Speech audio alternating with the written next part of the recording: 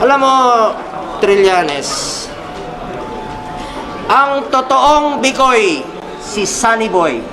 Ikaw ang totoong Bikoy. Sa totoo lang, dumi mo. Alam mo, saan kukuha si Edwin Cola ng pambayad? Professional video, lalabas, sisirain nyo, pinahubad mo ako 2 beses. Di ba? Pinahubad mo ako, paninira. Para gusto mo akong kulayan ng itim, kami, kukulayan ng itim, para ikaw ang pumuti. Style mo yan.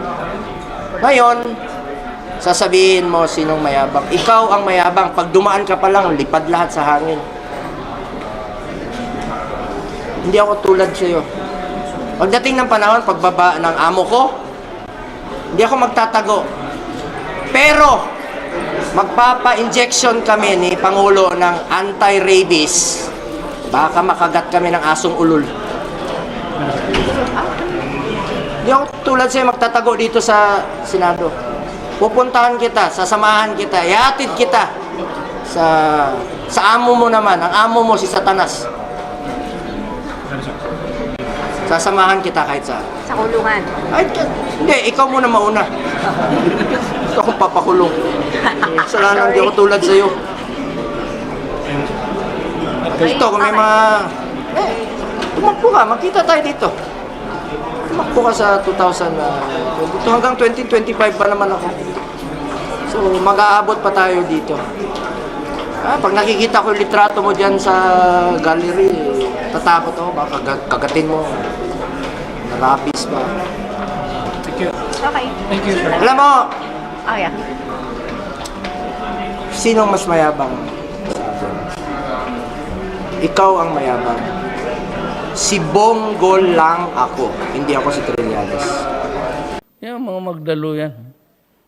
Hindi naman talaga.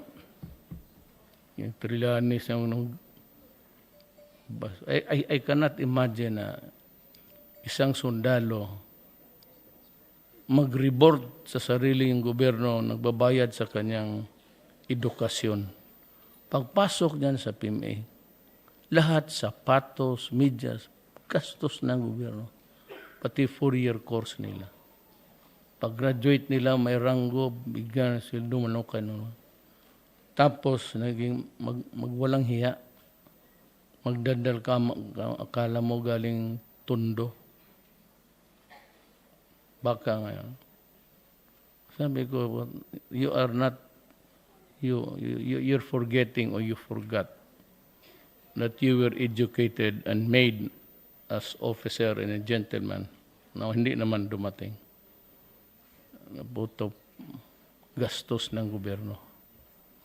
Ngayon na senador, walang ginawa kung hindi magbastos ng tao. Diyan mga human rights, nakikinig ang Pilipinas. Gusto mo maging presidente? Kayo, Trillanes, gusto ninyo kung ano?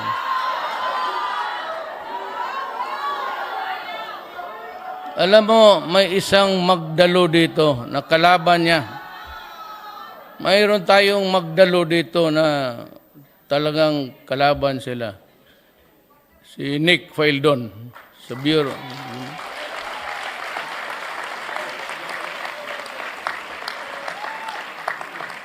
Hindi man lahat magdalo na kasing bastos ni Trillanes. Ako, bakla ako noon. Sinong bakla dito? Yan, walang yan. Sino ba? Nag-admita na nga ako eh. Bakla man ako noon. Mabuhay ang bakla ng Pilipinas!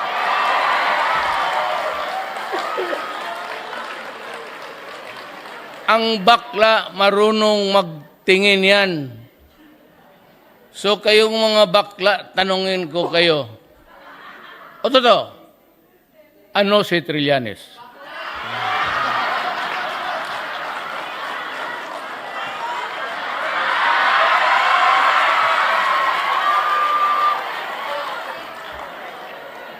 Totoo.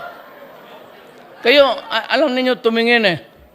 Ako nagulat nga ako, may katabi ako, tapos lumalabas si Trillanes, nagbumura nga kung anong pinagagawa sa kabastusan. Tapos kinabit ako ng, sir, bakla yan siya. Sabi ko, bakla yan. Sabi ko, totoo ka? Sabi niya, magtanong ka ba sinong bakla? At makita yan gumalaw. Sabihin nung bakla talaga. Kaya pala, mabutit na lang pareho kami ni Trillanes. Pero nagamot ko ang sarili ko.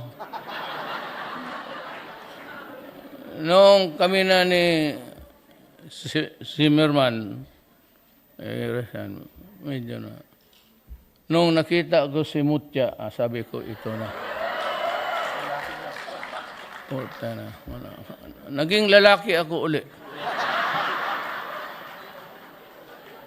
Pero sabi niya, bakla. Ano? Sabi niya, bakla man si Duterte. Di, bakla. Wala man akong, kung bakla ako, hindi basta, yung mga maganda lang. Ayoko na ng gwapo. For as long as there is graft and corruption in government, ang Philippines will never rise. Maniwala kayo. Ako, paalis na. Bahala na kayo, but may iniwan ako na salita. Kung ayaw ninyong makinig, it's your country. And I will survive. Ex-president ako. Pero kayo, if you really want something more than just, bigyan mo lang ng ang problema kung hindi kontrolado. But if there is really somebody na totoong sinasakal, luluso tayo. Mga 5 to 7 years. Ako, 3 years wala na ako. So, importante na yung susunod sa akin, I will not.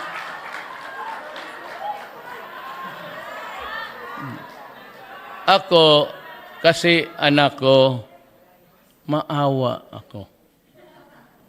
Kasi itong presidency, hindi naman ang tao, hindi naman walang ingrato ang tao. Pero kung magpresidente ka lang naman tapos ganito yung nandyan sa opposition, kung babuyin ka pati pamilya mo, pati yung anak niya, warlord, Trillanes, walang mangyari. Walang mangyari talaga. Kung yan lang rin ang mga politiko, yung mga 8 diretso sa imperno,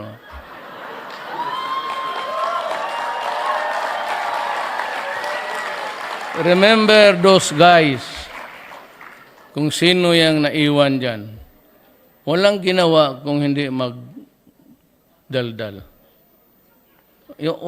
Walang contribution. Yun lahat na talo, anong contribution?